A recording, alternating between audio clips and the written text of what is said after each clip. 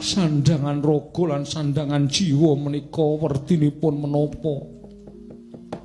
Yen pener aja minger, yen kepengkok aja minggo. Inggih ngestaken dawuh. Siji, sandangan raga kuwi dudu brana picis, dudu busana wastra bludru sinesotya babar pisan dudu. Sandanganing raga iku solah bawa, tingkah laku, tindak tanduk, muna-muni saben dina iku sandanganing raga.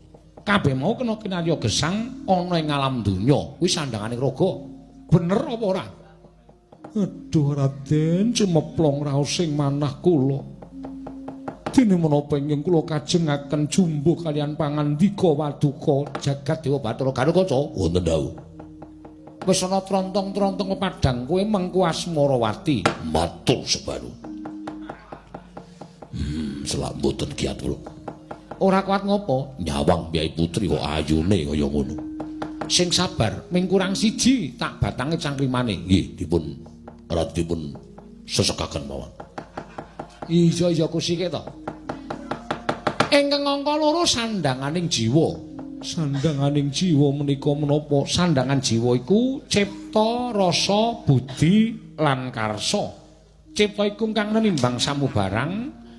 Rasa iku kang ana nimbang samubarang, budi kang ngremake samubarang.